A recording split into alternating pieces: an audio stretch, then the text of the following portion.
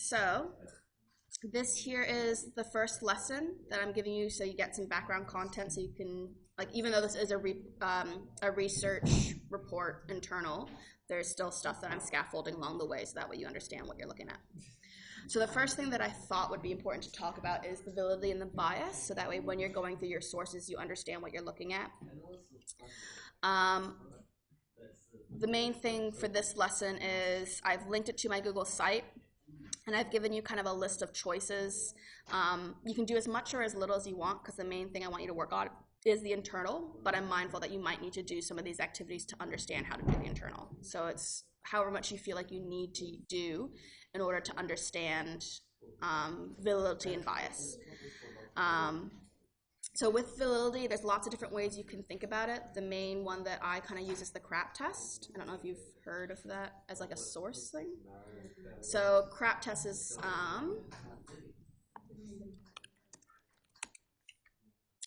so it's just a way for you to check if your sources are good. So the first thing is the currency. So like, how relevant is it, or is it a very old article? Like being like, this article is over 10 years old. And so is it up to date anymore? Because science is always changing and building on itself, so you might want to find some newer articles.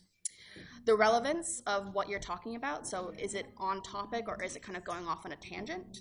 The authority of the source of that information, so checking to see who has written the source, do they actually know scientific content, things like that.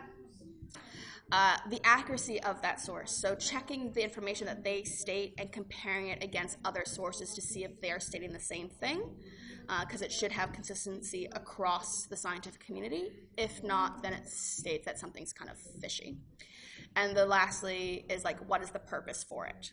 So that kind of ties a little bit into bias and like the reasoning to why people have put forward this information and are putting in this work to share this information. So that's a really kind of easy way to do it.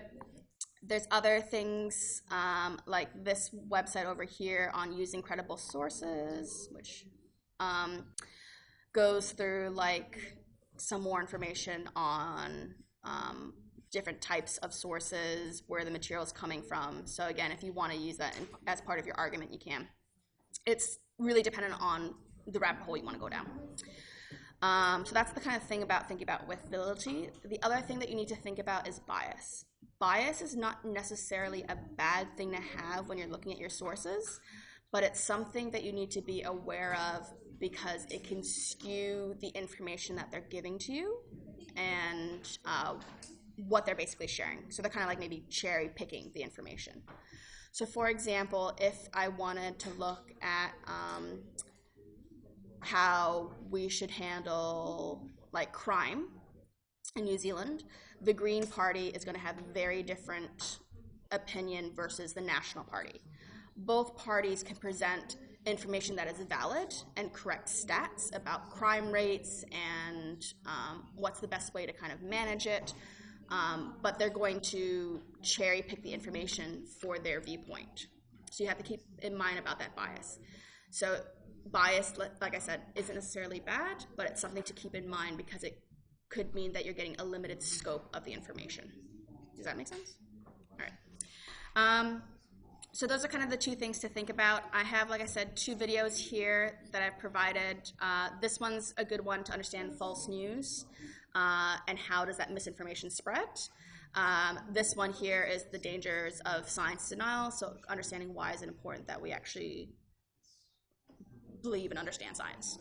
The last thing that I provided is the identifying bias Google Slides, and I've created a copy for you guys as well, so if you want, you can work your way through it. This is the exact same one that you will be using in biology, just FYI. So like I said, the skill set that parallels both standards, which is really good, or both subjects, which is good. But basically it just goes through, and it's kind of like a scaffolded Google Slides, so that way you can look at the different types of bias and look at some different examples to see like if this is biased or not.